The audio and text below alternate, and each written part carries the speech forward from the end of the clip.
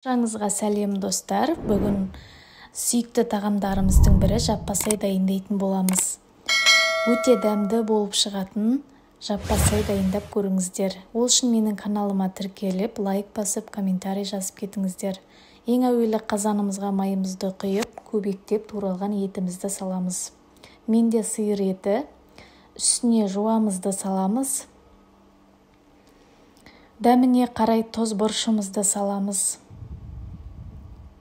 Астын жайлатып, әбден араластырып қуырып аламыз. Етіміз қуырылып дайын болғанша сәбізімізді, картофелімізді турап дайындап аламыз. Барлығын дайындап болған соң, қуырылған етіміздің үстіне етіміз батқанша суымызды құямыз.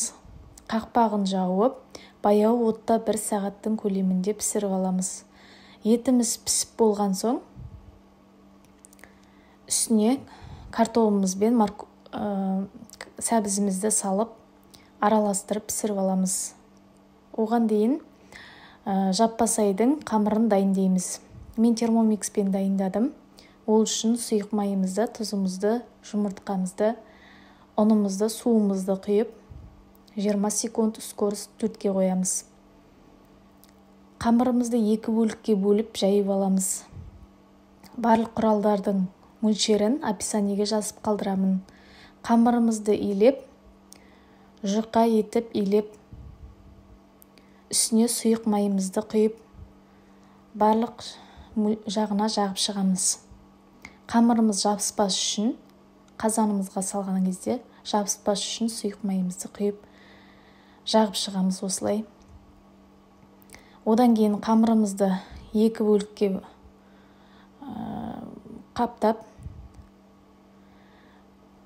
түзеу етіп кесіп шығамыз. Одан соң барлығын көбектеп турап шығамыз. Осылай барлығын көбектеп турап аламыз. Одан соң картофеліміз піскеннен кейін үстіне қамырымызды салып шығамыз. Біздің қамырымыз жабыспайды, өте дәмді болып шығады.